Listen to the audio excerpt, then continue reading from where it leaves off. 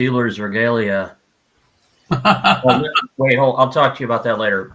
Are you Steelers? Good morning. Welcome to the Light on Suitability podcast. We're here.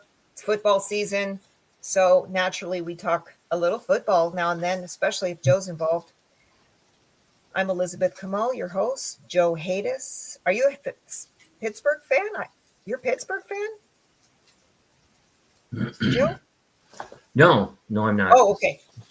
I didn't think you were. I'm a rival. A rival. Sorry. I was like, wow. Okay. And Dean Laurellis, he is Lighthouse 9 Consulting. Joe is the author of 36 Strategies of Suitability. We're here on chapter 12, strategy 12, write your autobiography, an archaeological dig. We kind of know where this is leading. Why don't you take us away on that, Joe? Sure. Well, one way, it starts with insight.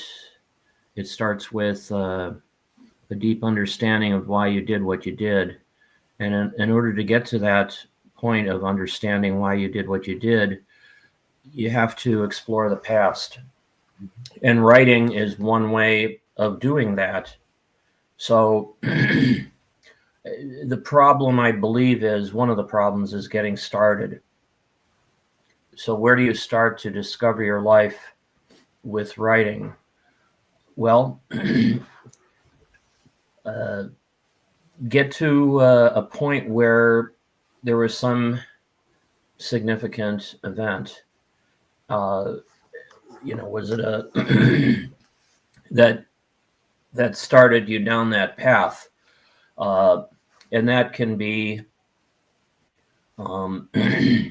sometimes a traumatic event. Go back to that traumatic event and write about it. Write about before, during, and after the traumatic event.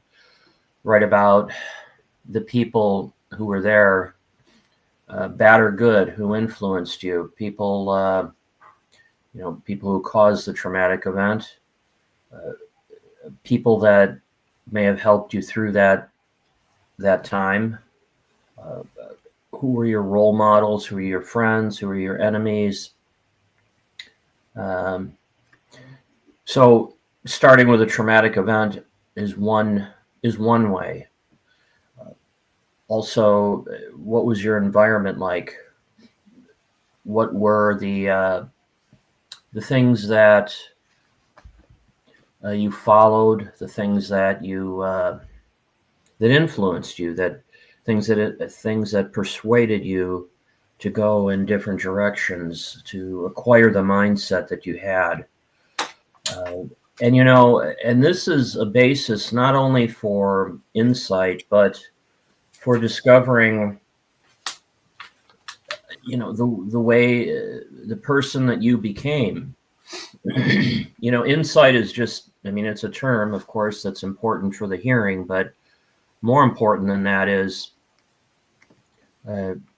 knowing all the details, not only for the hearing, but for your rehabilitation. Like whatever your character defects are, whatever your causative factors were, these are the things that influenced your character defects and your causative factors. So it's a process of discovery. I wouldn't start with trying to write everything in one day. Do it in increments. Do a little bit each day, or do a little bit of several days of the week, whatever fits the schedule that you have. So it's about self-discovery. So that's I believe that's the long and the short of it right there.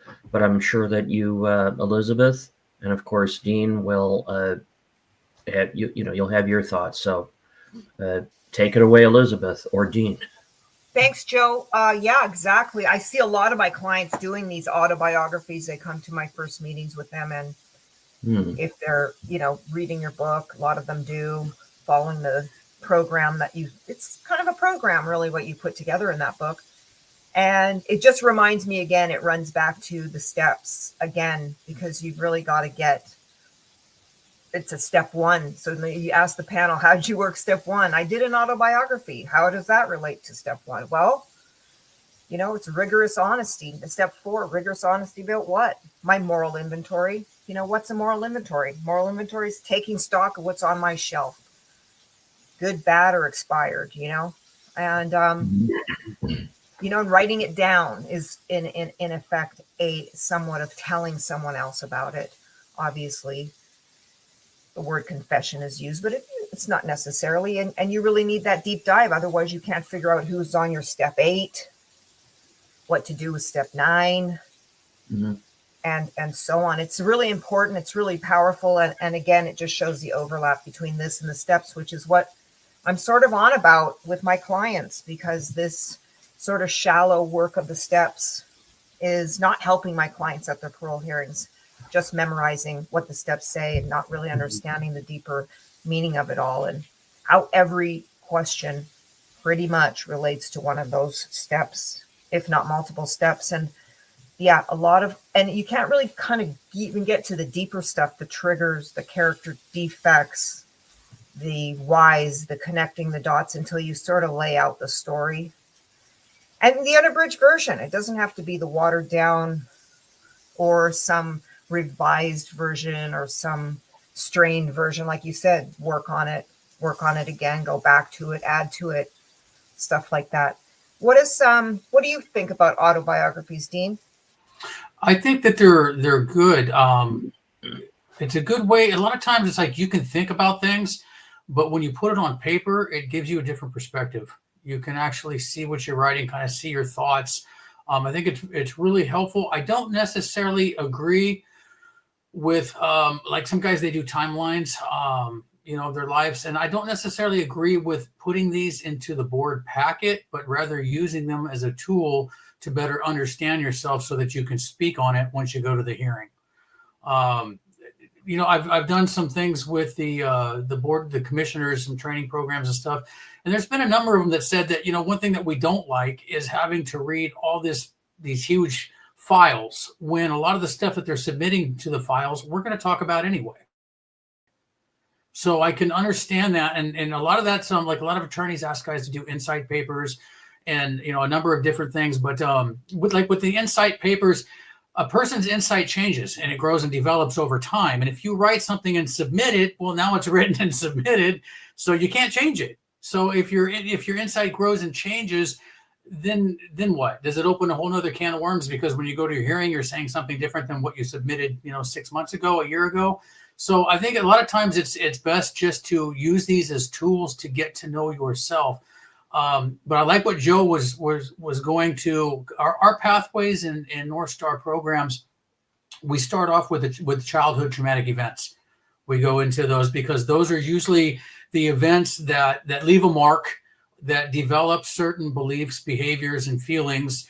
And then those throughout time, throughout the development, those are the influencers, to the way that they address a situation, what they go based off of what they've learned and what they experienced. I'm a firm believer in starting from the childhood and moving forward to see where these things started. Where did you develop these beliefs, these behaviors, these feelings? And then looking at a new perspective, how can we view them today? And see, and then implement the change so that they can get into the habit of living a different way, looking at things through a different perspective. And so I like it. I think that it's definitely something that's needed in order for guys to be able to really know who they are. And one thing I was really happy about, we went to Pleasant Valley State Prison one time, and I was asking the guys, I said, what is your goal, your number one goal? And some of them said, well, to go home. But others said, and it actually was a majority, said change.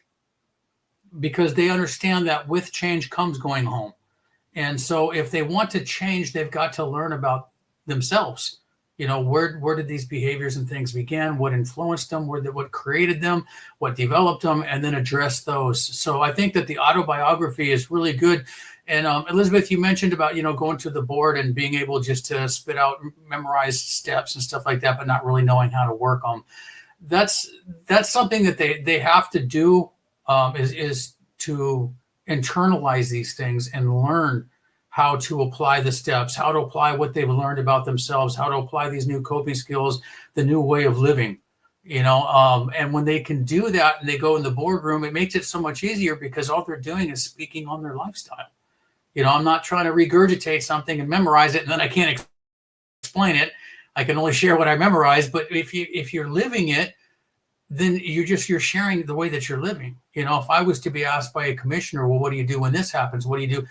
I can draw an experience and what I did in those situations so that I could avoid a high risk situation, and not be, fall off the wagon and get violent or use drugs and alcohol or whatever. So it's just, I think when the internalization, and once a person's been doing that for a number of years, that's why a lot of times I like to start working with someone 2, 3, 4 years before they go to the board.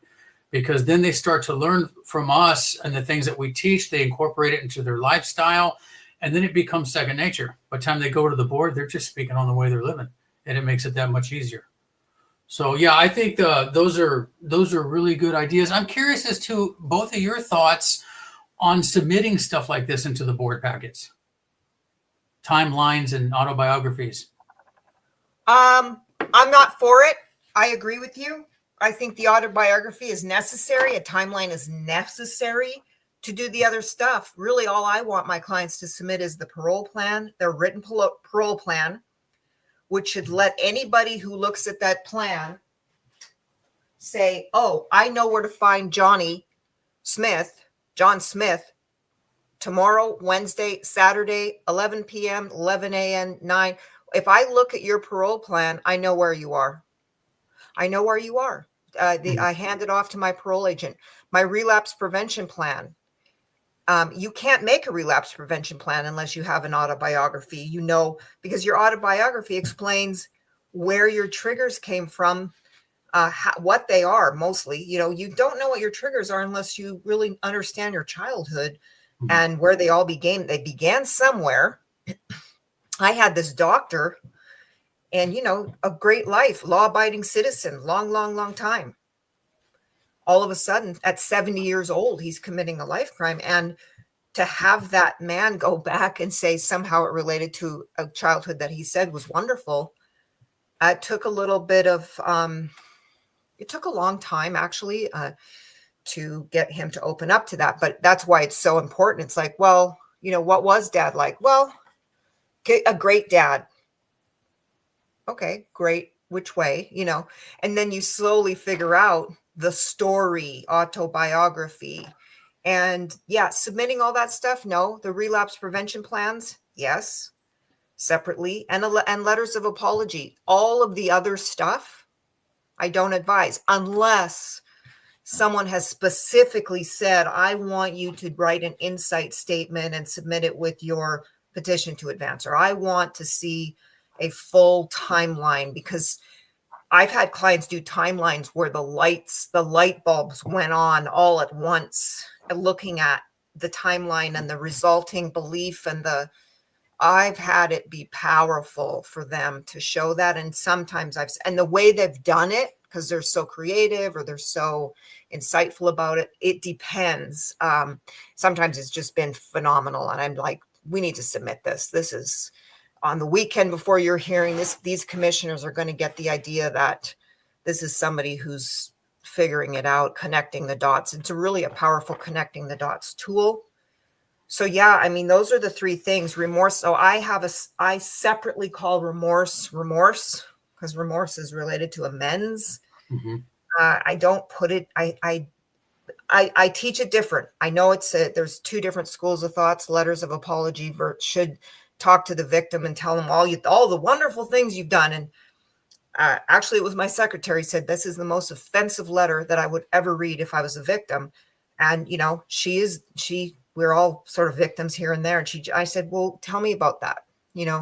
She said, most victims are not forgiving. They don't care about your rehabilitation. My son will never do that. It can be quite triggering, quite, wow, you got to do all this stuff. And it's just a reminder. It's just kind of sometimes for some of these victims, a gut punch, like, wow, you got to go to college. Wow, your son didn't die in van. Don't tell me what my son did or didn't do or how don't tell me that. Tell me what you did and how it impacted me. And that's just one of my things. It's a bugaboo that I have. I know restorative justice, and it's just not, when I heard it from a lay perspective, when I hear victims speak, they're just not there. They're just not there. They want their life sentence, and they want them to pay with their life. So I get that. And that's why I do that, out of respect for the victims. The 97% of the victims that come are not interested in hearing about rehabilitation. They're interested in hearing about closure, to finally know what happened to him on the final. I'm not a victim in that way, so I don't understand how that's helpful, but I think it is, because they want it over and over and over, and they need it, and some of them need it over and over and over again, and I want to know that you understand how it made me feel, how it made my son or daughter feel, et cetera, et cetera. So remorse goes a long way, but as well, like how do you make amends? You made amends by going to programming, doing this, doing that, learning about myself, going back, doing this archaeological dig, as Joe calls it, to figure out where the heck did this start? Not to play the victim, but just to figure things out. And again, give answers. Why did my son or daughter have to suffer? Okay. And this is why it, and made some connections, and it's not, it's not my parents, it's me and my belief system and my choices and that sort of thing. So totally with you. I strive for the minimum, but ultimately I used to pick and choose from my clients' documents. I have them send them to me and I fax them over. But if they don't follow instructions, I send everything they send me. I take out CDCR documents that they send me, their post-conviction reports, they're this, they're that. But if they don't follow my directions, my guys at Avenal, 80% of them follow directions. The rest of they don't follow directions. They don't. They just ignore directions. They send hundreds and hundreds of pages, before timely, but unnecessarily. The commissioners don't want these long speeches on pieces of paper, additional pieces of paper to read. And I try to be respectful of that. And I understand everybody's program is different. And, maybe they just need to put something else down. I get it. And I'm not inflexible. Obviously, book reports, you want to do a 12-step essay, you've got to do the Road to Freedom book report. I'm sorry. And commissioners, an 80-page Road to Freedom is not unwelcome. But those are some exceptions, and I'm probably missing a couple of exceptions to the rule as well. My rule, it's just my rule. A healthy relationship plan is the new norm now. A mental health plan is the new norm now, if there's any kind of issue there, to go with the parole plan. But that's kind of my 2 cents. What about you, Joe?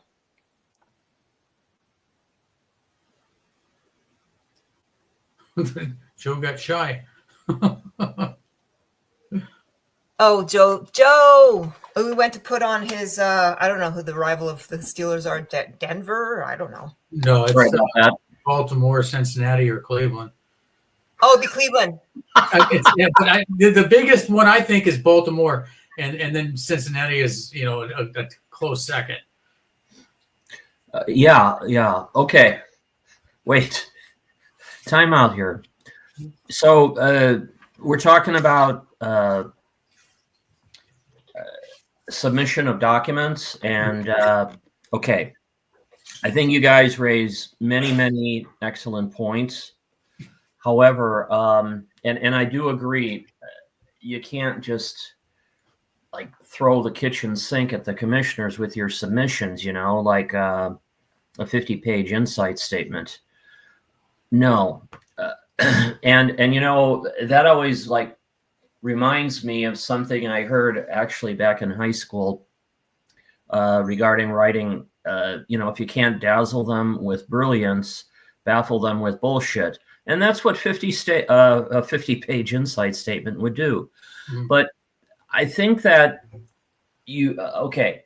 Now, the flip side of that is when I've heard commissioners say, you didn't submit any documents today. Why?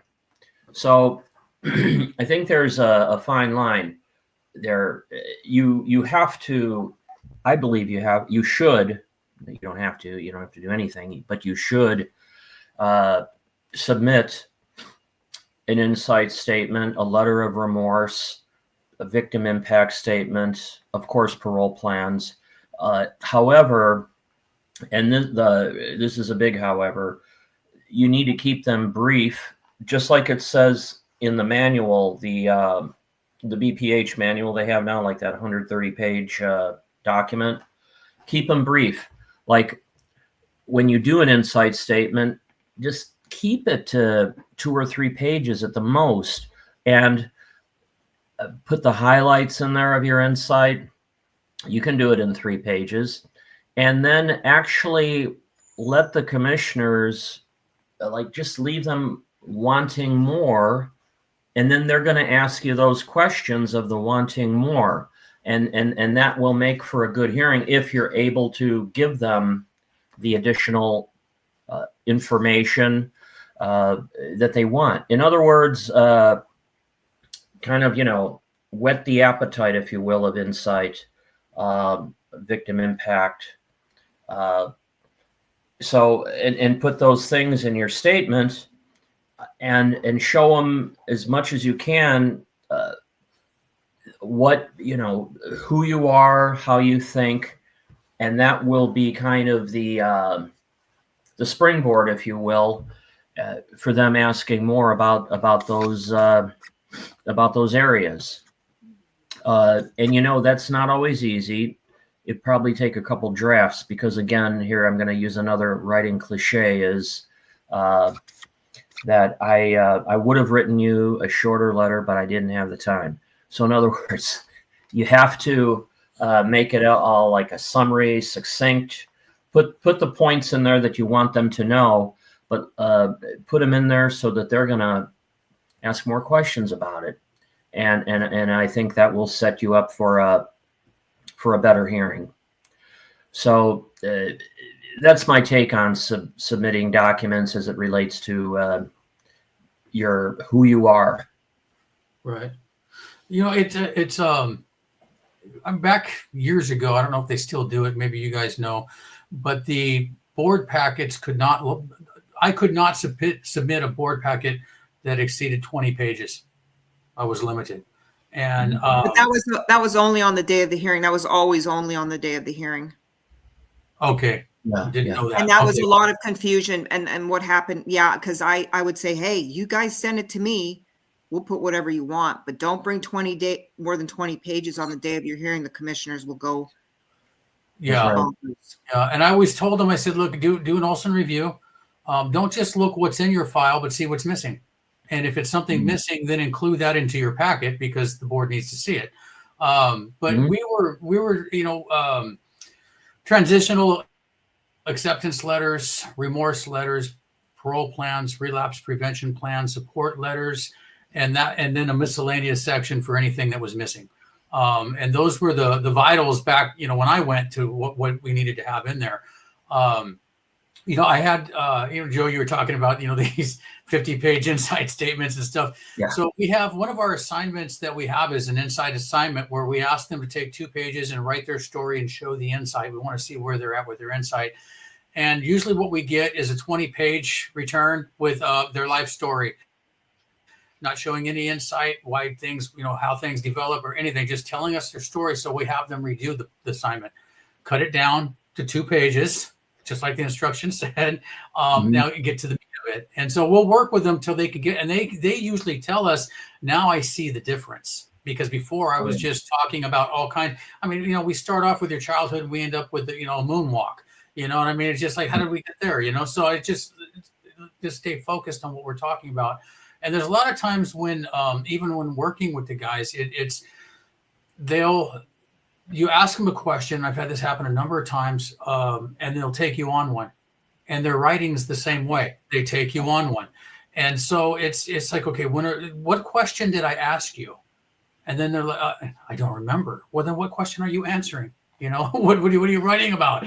So it's helping them to keep that focus with an autobiography. All this stuff is just, it's staying focused on the topic and just getting to the meat of it, staying on the facts of it without telling stories. Because, if I think that, when somebody goes off on one and they're telling a story, and that's when the commissioners stop them. Okay, wait a minute. That's not what we asked you. Where are you going back? And then they start getting them back on track, but they keep doing that. And I think a lot of times it's what you said. It's like, it's the bullshit. Let me just overcome them with all this. And then that maybe we can lose them and dance around the question. No, it's not going to work. It's just, be focused on that. That's interesting. I also, I know in the board, the new panel guide for inmates incarcerated, our clients, it says there is something about some type of inmate insight statement in there, statement of, I don't remember what it is. I mention it as something they could bring. And of course it's like, opens Pandora's box. But anyway, a lot of that, again, my feeling is that's just a prerequisite. An insight statement is why this crime occurred, relates to triggers and lack of coping strategies. So you can often, you being our clients, all three of ours, put that and include that in the introduction to your relapse prevention plan. And there is the narrative, this little blurb happened to me, creating this, whatever they're going to call it. They're not going to call it nervous system dysfunction or regulation, whatever, but it, feelings lead to thoughts, lead to beliefs, lead to triggers, lead to character defects and behaviors. That can all be there in a very succinct fashion. And then if it is a little lengthy, without the long story about my mother was an alcoholic and my father was in prison because he beat my mother, and I totally awful, wrong, shouldn't happen. But the extent and nature of the trauma is typically known by the commissioners. It's such a common theme. Like, we sort of know where your nervous system got dysregulated. You can probably just put the punchlines in there.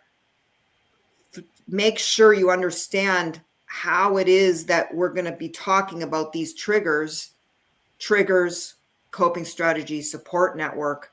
Move on, like Joe said, give them something to ask you about, and do it that way. And often I will I don't explain it like that, but my letter says these are prerequisites to working up the documents that I'm eventually going to ask you to send to me to send to the board. But again, just like your notice, and I don't know what this is. I think this is another trauma-based. I think, to me, I'm starting to learn that everything we do that is toxic to another person or to ourselves is some trauma-related response, all of it. I think it all connects back to some ego-based shame defense strategy that we have, all of us, whether we're willing to see it, say it, or admit it. I think that's what it's about. When we treat others in a toxic fashion, either verbally or physically, it all relates back to that. And I don't know why I got off on that tangent. I was about to make a point, but my 57-year-old brain fried out. So anybody who have anything else to add to when I was rambling? Oh, I know what I was saying. I was saying, just like Dean says, please just answer the question and not go off on a tangent. I'm saying with my documents, just put the documents that I'm asking you for, that I'm advising you. Just trust, steps 2 and 3, trust in a higher power, trust in a proper authority. I've got this, like, I've got your back here. Most clients don't, not most clients believe that. Some clients don't. The ones that complain, and I get the complaint every Friday afternoon for somebody's not happy because I got written up last week and they think I'm supposed to tell them they're getting paroled, but that's a whole different story. Oh my. I don't know. It's anyway, this is not the show for that, but that was my 2 cents. See, I'm going off on a tangent. What was the question? I don't know. Yeah, I think there's a lot of different things when it comes to working with the guys. I get clients who call during the week and we have hour sessions over the phone. And a lot of them, it just, when you're talking about answer the question, just answer the question. What I tell them is the first thing out of your mouth when they ask you a question is the answer to the question. If they want to know more, they'll ask you more. Just answer the question. Don't take them on one. And, so what are your character defects? Well, it started when I was 7. It's like, no, just answer the question. What are your character defects? And if they want to know, where do these come from? Then they'll take you down that path. And then, so a lot of times what happens is I see guys opening another can of worms, especially when they write or say too much. And it's just, I can sit back and like, okay, I don't have to ask any more questions because you're just running on one and I'm getting all kinds of stuff out of this that I'm going to throw at you. And then if it doesn't make sense, the board's philosophy is if it doesn't make sense, is that it's not true. So what you're saying needs to make sense.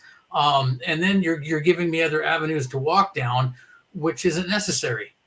So it's like, I don't want to say this, but it's there's truth behind it. Is the less said, the better.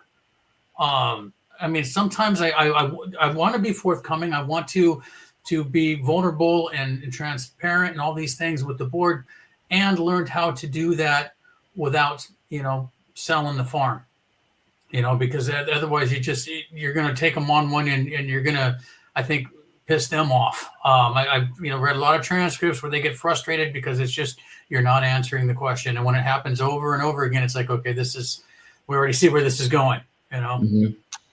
Oh. 100%. Fantastic points. Yeah, I'd just like to talk to that a little bit. That is exactly right. Answer the question that was asked, not the question that you want to answer, not the information you want to give them, but answer directly the question that was asked. Because I've seen it, like I don't want to mention any names of commissioners here. However, they'll ask the question, it's not answered directly, and then the commissioner will ask it again, maybe a different way, still not answered. And sometimes, if they're generous, they'll ask it a third time, sometimes not. And then when they move on to a different topic, I think to myself, oh my gosh, that's the guy's not going to be getting a grant today. It's going to be at least a 3-year denial, at least. So, and I cringe to myself.